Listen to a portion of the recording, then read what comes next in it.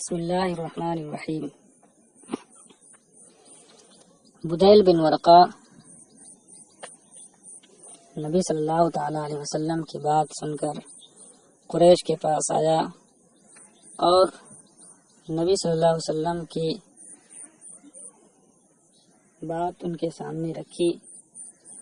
فقام عروۃ بن مسعود، تو عروہ بن مسعود اٹھا، فقال اے قوم الست بالوالد، پھر کہا اے میری قوم، کیا میں والد کے درجے میں نہیں ہوں؟ یعنی شفقت و محبت میں کیا میں تمہارے والد کے درجے میں نہیں ہوں؟ قالوا بلا، لوگوں نے کہا ہاں کیوں نہیں؟ قال اولستم بالولد، اس نے کہا کیا تم اولاد کے درجے میں نہیں ہو؟ یعنی بہی خواہی میں میری اولاد کے درجے میں نہیں ہو؟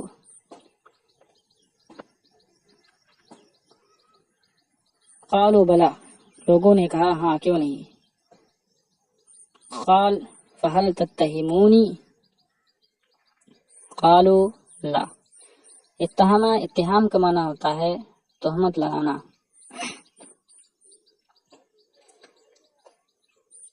تتہمونی فعل مضارع معروف جمع مذکر حاضر کا صیغہ ہے باب افتعال سے۔ اس کی اصل تتہموننی ہے۔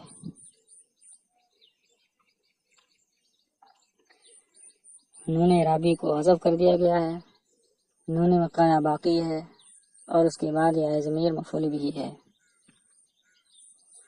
جب نون وقایہ نون اعرابی کے ساتھ جمع ہو تو اس صورت میں 3 صورتیں جائز ہیں: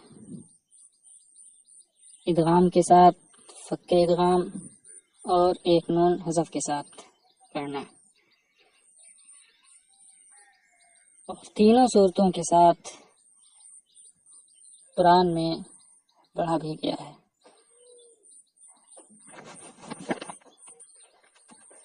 قرآن میں آیا ہے قل افغیر اللہ تأمرونی۔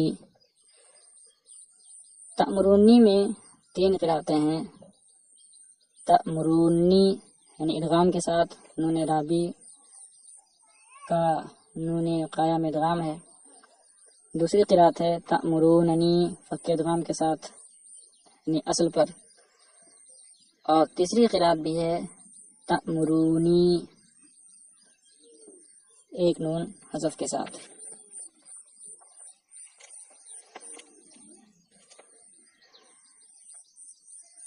عروہ نے کہا تو کیا تم مجھے کسی بات کی تہمت لگاتے ہو؟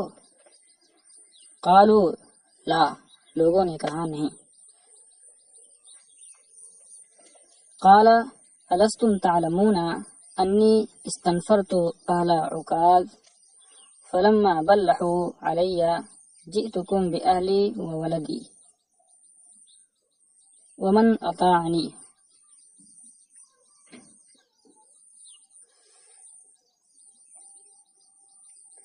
استنفار کا معنی ہوتا ہے مدد مانگنا، مدد کے لیے بلانا۔ بلحا یبلحو کا معنی ہوتا ہے عاجز ہونا۔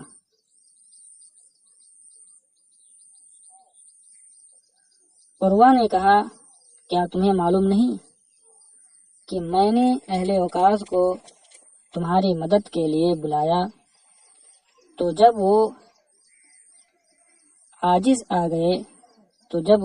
ہوئے تو میں تمہاری مدد کے لیے اپنے اہل وعیال، اپنی اولاد اور اپنی اطاعت کرنے والوں کو لے آیا۔ قالوا بلا، لوگوں نے کہا ہاں کیوں نہیں؟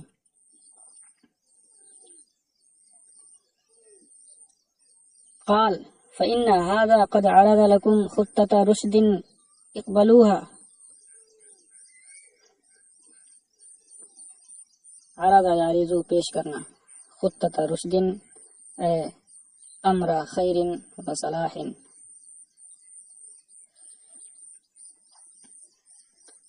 ہذا سے اشارہ نبی صلی اللہ علیہ وسلم کی طرف ہے۔ عروہ نے کہا کہ انہوں نے تمہارے سامنے خیر و صلاح کی بات رکھی ہے، اسے قبول کر لو، یعنی اچھی بات تمہارے سامنے رکھی ہے، اسے مان لو۔ ودعونی آتہ قالوا ایتہ، اور مجھے ان کے پاس جانے دو، لوگوں نے کہا ان کے پاس جاؤ۔ تو وہ نبی صلی اللہ علیہ وسلم فاتاہ فجعل یکلم النبی صلی اللہ علیہ وسلم، تو وہ نبی صلی اللہ علیہ وسلم کے پاس آیا، پھر نبی صلی اللہ علیہ وسلم سے گفتگو کرنے لگا۔ فقال النبی صلی اللہ علیہ وسلم نحو من قوله لبدیل،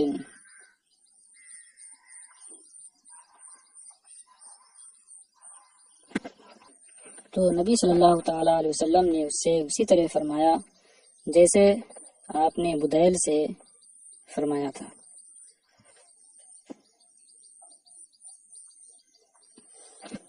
فقال عروۃ عند ذلك اے محمد ارأیت ان استأصلت امر قومك هل سمعت بأحد من العرب اجتاح اصله قبلك؟ عند ذلك اے عند قوله لو قاتلنهم، استاصلہ استیصال کا معنی ہوتا ہے بے خوبن سے اکھاڑ دینا، ہلاک کرنا، تباہ و برباد کرنا۔ اجتاح بمعنی اجتیاح بمعنی استیصال۔ اجتاح کی اصل اجتواحا ہے، یہ اجوف واوی ہے۔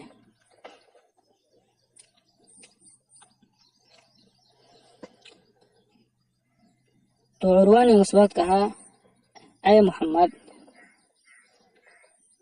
بھلا بتاؤ، ارائیتا مانا اخبرنی، بھلا بتاؤ کہ اگر تم اپنی قوم کو تباہ کر ڈالو تو کیا تم نے عرب کے کسی آدمی کے بارے میں سنا ہے کہ آپ سے پہلے اس نے اپنی ہی اصل کو اکھاڑ پھینکا ہو؟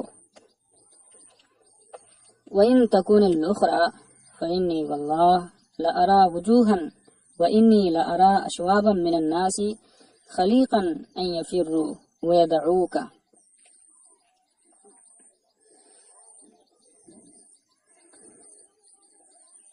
وَإِن تَكُونِ الْأُخْرَى اے وَإِن تَكُونِ الْغَلَبَةُ لِقَوْمِكَ، یہ شرط ہے اور جزا محذوف ہے۔ اے فلا يخفى ما يفعلون بك،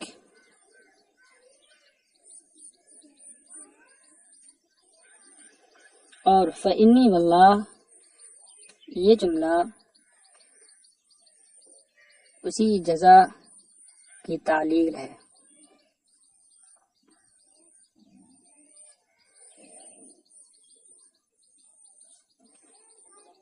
یعنی اگر غلبہ تمہاری قوم کو حاصل ہو تو مخفی نہیں ہے وہ جو تمہارے ساتھ کریں گے، یعنی تمہارے ساتھ بہت برا سلوک کریں گے، کیونکہ جو تمہارے پاس ہیں تمہارے ساتھی یہ چھوڑ کر بھاگ جائیں گے۔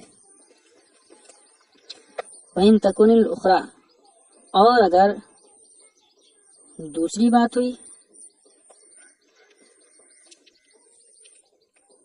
کہ میں خدا کی قسم ایسے چہروں کو دیکھ رہا ہوں، وجہ کی جمع وجوہ، شعب کی جمع اشواب، شعب کا معنی ملاوٹ، اور اشواب من الناس اخلاط من الناس، مختلف قسم کے لوگ، مختلف قبائل کے لوگ۔ خلیق معنی حقیق، اور یہ واحد جمع سب کے لیے یکساں استعمال ہوتا ہے، اسی لیے جمع نہیں لایا گیا۔ کہ میں خدا کی قسم کچھ چہروں کو دیکھ رہا ہوں اور میں مختلف قسم کے لوگوں کو دیکھ رہا ہوں جو اس لائق ہیں کہ وہ آپ کے پاس سے بھاگ جائیں گے اور آپ کو چھوڑ دیں گے۔ فقال له ابو بکر انسس بدر اللات انحن نفر عنه وندعه۔ مسا یا مسو اس کا معنی ہوتا ہے چوسنا، باب سمیہ سے ہے۔ بدر کے بہت سارے معنی بتائے گئے ہیں۔ بدر کا معنی عورت کی شرمگاہ، بدر کا معنی عورت کی شرمگاہ کا ابھرا ہوا حصہ۔ لات اس بت کا نام ہے جسے قریش اور ثقیف کے لوگ جس کی پوجا کرتے تھے۔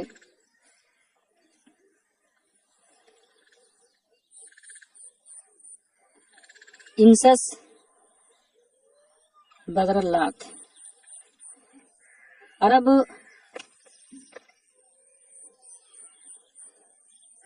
کے لوگ گالی گلوج کے وقت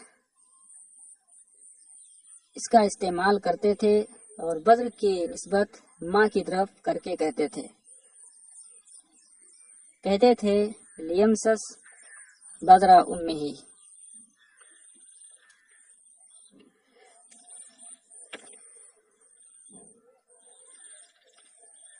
تو ابو بکر رضی اللہ تعالی عنہ نے اس سے فرمایا تو لات کی شرمگاہ چوس، کیا ہم حضور صلی اللہ علیہ وسلم کے پاس سے بھاگ جائیں گے اور انہیں چھوڑ دیں گے؟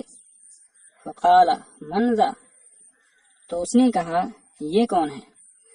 قالوا ابو بکر، اے قالوا هذا ابو بکر، مبتدا محذوف ہے۔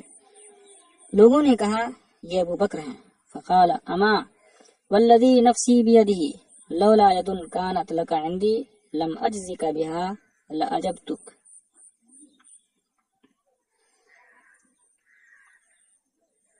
ید کا معنی احسان، ید کا اصل معنی تو ہاتھ ہوتا ہے، لیکن چونکہ ہاتھ احسان انعام و اکرام کا سبب اور ذریعہ ہوتا ہے، اس لیے سبب بول کر کے مسبب یعنی احسان مراد لیا جاتا ہے۔ تو یہ ید بمعنی احسان بطور مجاز مرسل ہے، سبب بول کر مسبب مراد لیا گیا ہے۔ ید کی جمع ایادی۔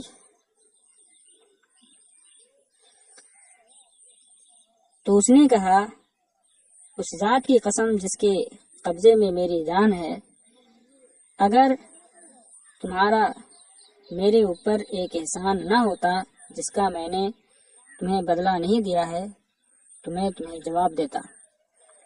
قال وجعل یکلم النبی صلی اللہ علیہ وسلم، راوی کا بیان ہے، اور وہ نبی صلی اللہ علیہ وسلم سے بات کرنے لگا، گفتگو کرنے لگا۔ فکلما کلمہ اخذ بلحیتہ والمغیرۃ بن شعبۃ قائم علی راس النبی صلی اللہ علیہ وسلم ومعه السیف وعلیہ المغفر۔ تو جب نبی صلی اللہ علیہ وسلم سے بات کرتا آپ کی داڑھی مبارک کو پکڑتا، لحیہ کا معنی داڑھی جمع لحا اور لحا ہے، اور مغیرہ بن شعبہ رضی اللہ تعالیٰ عنہ نبی صلی اللہ علیہ وسلم کے سر کے پاس کھڑے تھے، سرہانے کھڑے تھے، اور آپ کے ساتھ تلوار تھی اور آپ کے اوپر مغفر، مغفر کی جمع مغافر ہے، مغفر کا معنی خود، وہ آہنی ٹوپی جسے جنگجو لڑائی کے وقت استعمال کرتا تھا، اور ان کے اوپر خود یعنی آہنی ٹوپی تھی۔ فَكُلَّمَا أَهْوَى عُرْوَةُ بِيَدِهِ إِلَى لِحْيَةِ النَّبِيِّ صلی اللہ علیہ وسلم ضرب يده بنعل السيف۔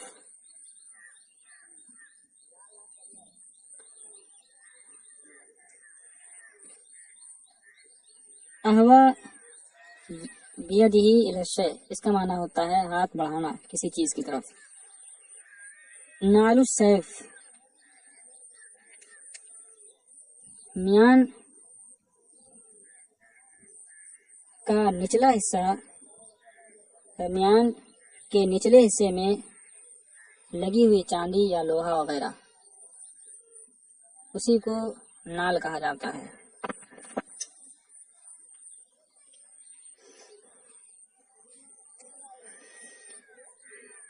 تو جب عروہ نبی صلی اللہ علیہ وسلم کے ریش مبارک کی طرف اپنا ہاتھ بڑھاتا، وہ یعنی مغیرہ بن شعبہ رضی اللہ تعالیٰ عنہ تلوار کے نال سے اس کے ہاتھ پر مارتے، وقال اخر یدک عن لحیۃ رسول اللہ صلی اللہ علیہ وسلم،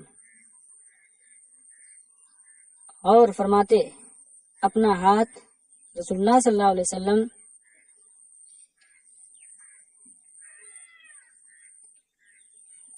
کی ریش مبارک سے پیچھے ہٹا۔ فرفع عروۃ راسہ فقال من ھذا، تو عروہ نے اپنا سر اٹھایا، پھر بولا یہ کون ہے؟ قالوا مغیرۃ بن شعبہ، لوگوں نے کہا مغیرہ بن شعبہ ہیں۔ فقال اے غدر الست اسعی فی غدرتی کا، غدر غادر سے معدول ہے، بمعنی غدار۔ غدرہ، غدرہ یغدر، اس کا معنی ہوتا ہے دھوکہ دینا، فریب دینا۔ الست اسعی فی غدرتی کا اے الست اسعی فی دفع شر غدرتی کا۔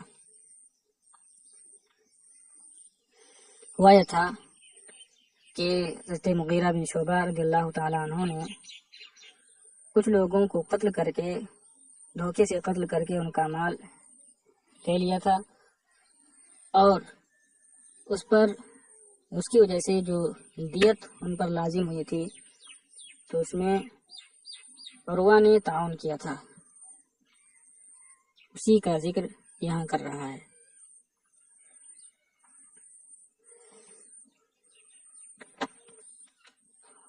تو عروہ نے کہا اے غدار، کیا میں تیری غداری کے شر کو دور کرنے کی کوشش کرنے والا نہیں ہوں؟ وَكَانَ الْمُغِيرَةُ صَحِبَ قَوْمًا فِي الْجَاهِلِيَّةِ فَقَتَلَهُمْ وَأَخَذَ أَمْوَالَهُمْ ثُمَّ جَاءَ فَأَسْلَمَ، فقال النبي صلی اللہ علیہ وسلم أما الإسلام فأقبله وأما المال فلست منه في شيء۔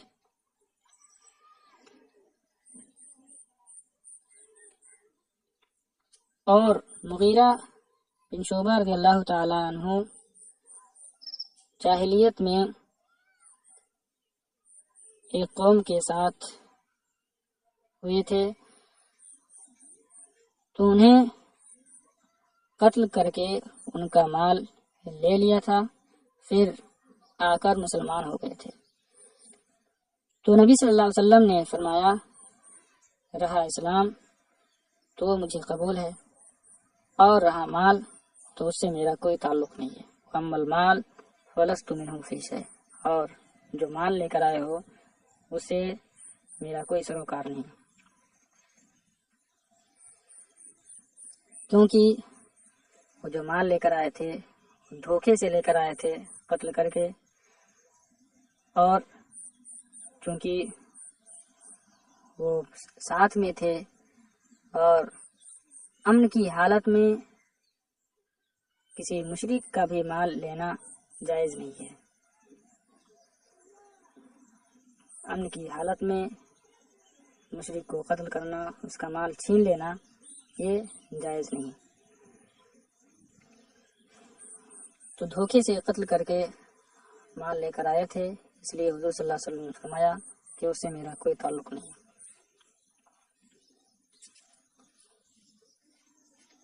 ثم ان عروة جعل يرمق اصحاب النبی صلی اللہ علیہ وسلم بعینیہ، رمق یرمقو کا معنی ہوتا ہے ٹکٹکی باندھ کر دیکھنا۔ پھر عروہ نبی صلی اللہ علیہ وسلم کے صحابہ کو ٹکٹکی باندھ کر دیکھنے لگا. قال واللہ ما تنخم رسول اللہ صلی اللہ علیہ وسلم نخامتا الا وقعت فی کف رجل منہم. تنخما یا تنخمو اس کا معنی ہوتا ہے کھکھارنا، ناک صاف کرنا. نخامہ کا معنی بلغم. کف کا معنی ہتھیلی جمع کف.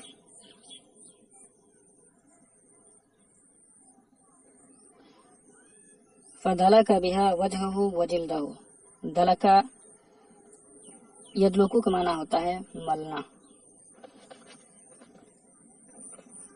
قالا کا فاعل راوی. تو راوی کا بیان ہے تو خدا کی قسم رسول اللہ صلی اللہ علیہ وسلم کچھ بلغم نہیں نکالتے مگر وہ ان میں سے کسی شخص کے ہتھیلی میں گرتا تو اسے اپنے چہرے اور جلد پر مل لیتا. وَإِذَا أَمَرَهُمْ ابْتَدَرُوا أَمْرَهُ وَإِذَا تَوَضَّأَ كَادُوا يَقْتَتِلُونَ عَلَى وُضُوئِهِ. ابتدار کا معنی ہوتا ہے سبقت کرنا، کسی چیز کی طرف دوڑنا. ابتدروا أَمْرَهُ اے اسرعوا إلى فعله. وضو اس سے مراد وضو کا معنی وہ پانی وہ جس سے وضو کیا جائے یعنی پانی، اور اعضائے وضو کو دھوتے وقت جو پانی گرتا ہے اسے بھی وضو کہا جاتا ہے یعنی غسالہ. یہاں یہی مراد ہے. اور جب انہیں کسی بات کا حکم دیتے تو اس کی بجاوری میں سبقت کرتے، اور جب وضو کرتے تو قریب ہوتا کہ وہ غسالہ پر لڑ پڑیں گے. وَإِذَا تَكَلَّمَ خَفَضُوا أَصْوَاتَهُمْ عِنْدَهُ. اور جب بولتے تو وہ اپنی آوازیں پست کر لیتے تھے حضور صلی اللہ علیہ وسلم کی بارگاہ میں. وَمَا يُحِدُّ خَفَضَ يَخْفِضُ کا معنی ہوتا ہے پست کرنا ضربہ سے. وَمَا يُحِدُّونَ إِلَيْهِ النَّظْرَ تَعْظِيمًا لَهُ. احد احداد کا معنی ہوتا ہے گھور کر دیکھنا، نظر بھر کے دیکھنا، اور ان کی تعظیم میں انہیں نظر بھر کر نہیں دیکھتے ہیں. فرجع عروۃ الی اصحابہ فقال. پھر عروہ اپنے ساتھیوں کی طرف لوٹا اور کہا اے قوم واللہ لقد وفدت علی الملوک ووفدت علی قیصر وکسرى والنجاشی واللہ ان رأیت ملکا قط يعظمه اصحابه ما يعظم اصحاب محمد محمدا. ملوک ملک کی جمع ہے. قیصر روم کے بادشاہ کا لقب ہوتا تھا. کسرا فارس کا بادشاہ. نجاشی حبشہ کے بادشاہ کا لقب ہوتا تھا.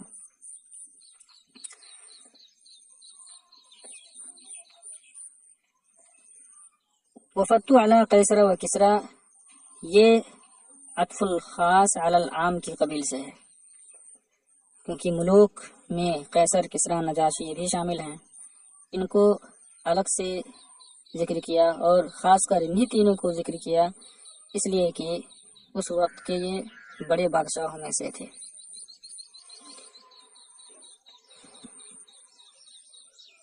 کہا اے میری قوم بخدا میں بادشاہوں کے دربار میں گیا اور قیصر و کسرا اور نجاشی کے پاس گیا.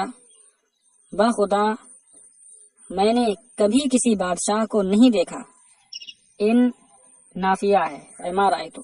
بخدا میں نے کسی بادشاہ کو کبھی نہیں دیکھا کہ اس کی تعظیم و تکریم اس کے ساتھی اتنی کرتے ہوں جتنی تعظیم و تکریم محمد کے اصحاب محمد کی کرتے ہیں صلی اللہ علیہ وسلم. واللہ ان تنخم نخامتا الا وقعت فی کف رجل منہم فدلک بها وجهه وجلده. خدا کی قسم وہ کچھ بلغم نہیں خارج کرتے مگر وہ ان میں سے کسی شخص کی ہتھیلی میں گرتا ہے، پھر وہ اسے اپنے چہرے اور جلد پر مل لیتا۔ اور وَإِذَا أَمَرَهُمْ ابْتَدَرُوا أَمْرَهُ وَإِذَا تَوَضَّأَ كَادُوا يَقْتَتِلُونَ عَلَى وُضُوئِهِ وَإِذَا تَكَلَّمَ خَفَضُوا أَصْوَاتَهُمْ عِنْدَهُ وَمَا يُحِدُّونَ إِلَيْهِ النَّظْرَ تَعْظِيمًا لَهُ۔ اور جب وہ انہیں کسی بات کا حکم دیتے تو وہ اس کی بجاوری میں سبقت کرتے، اور جب وہ وضو کرتے تو قریب ہوتا کہ وہ غسالے پر لڑ پڑیں گے، اور جب وہ بولتے تو وہ ان کے پاس اپنی آوازیں پست کر لیتے اور انہیں ان کی تعظیم و تکریم میں نظر بھر کر نہیں دیکھتے ہیں۔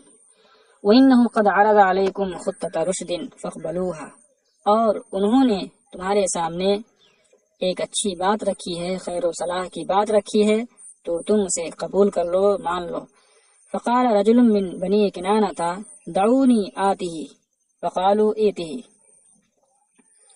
تو بنو کنانہ کے ایک شخص نے کہا مجھے ان کے پاس جانے دو، تو لوگوں نے کہا ان کے پاس جاؤ۔ فلما اشرف علی النبی صلی اللہ علیہ وسلم اشرف علی اقترب ودنا، فلما اشرف علی النبی صلی اللہ علیہ وسلم واصحابہ قال رسول اللہ صلی اللہ علیہ وسلم هذا فلان وهو من قوم يعظمون البدن فبعثوها له۔ بدنا اونٹ اور گائے کو کہا جاتا ہے۔ بدنا کی جمع بدن، یہاں مراد قربانی کے اونٹ ہیں۔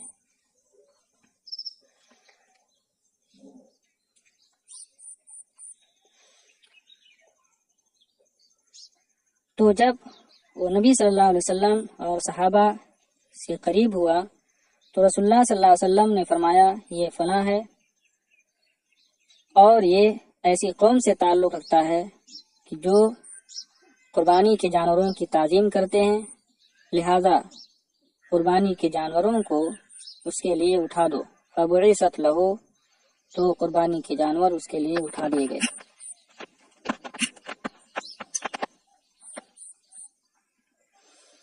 وَاسْتَقْبَلَهُ النَّاسُ يُلِبُّونَ، لبا یلبی تلبیہ کہنا، اور لوگوں نے اس کا استقبال تلبیہ کہتے ہوئے کیا۔ فلما رأى ذلك قال سبحان اللہ ما ينبغي لهؤلاء ان يصدوا عن البيت۔ سبحان اللہ یہ تعجب کے طور پر استعمال ہوتا ہے، یہاں تعجب کے لیے ہے۔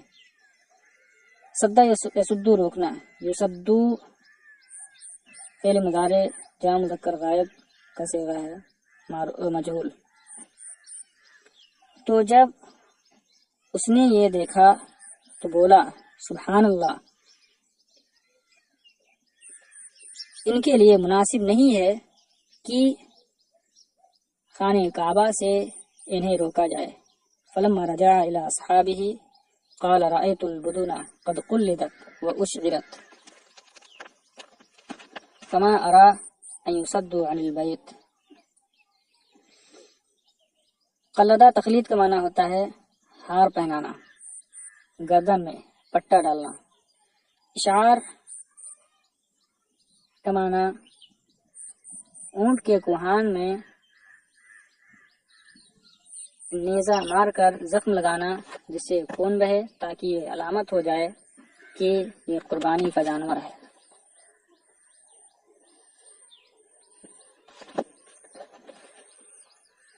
تو جب وہ اپنے ساتھیوں کی طرف لوٹ کر گیا تو بولا، کہا میں نے قربانی کے جانوروں کو دیکھا ہے کہ انہیں پٹا پہنا دیا گیا ہے اور ان کا اشعار کر دیا گیا ہے، میں نہیں سمجھتا کہ انہیں خانہ کعبہ سے روکا جائے۔ فقام رجل منهم يقال له مكرز بن حفص فقال دعوني آتی فقالوا ایتی،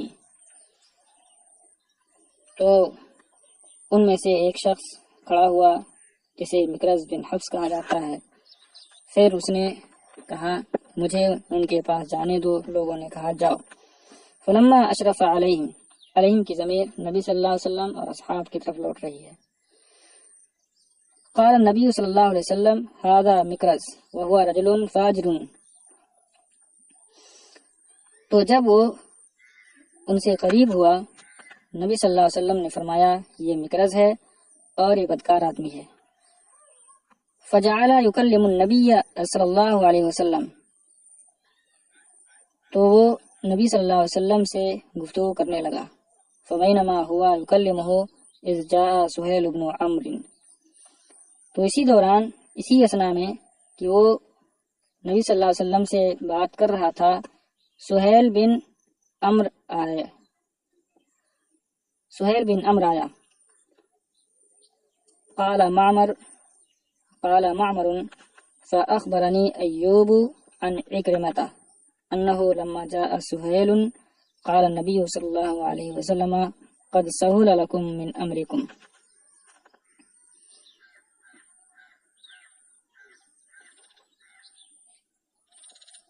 معمر نے کہا تو مجھے خبر دی ایوب نے عکرمہ سے کہ جب سہیل آیا تو نبی صلی اللہ علیہ وسلم نے فرمایا تمہارے لیے تمہارا کچھ معاملہ آسان ہو گیا۔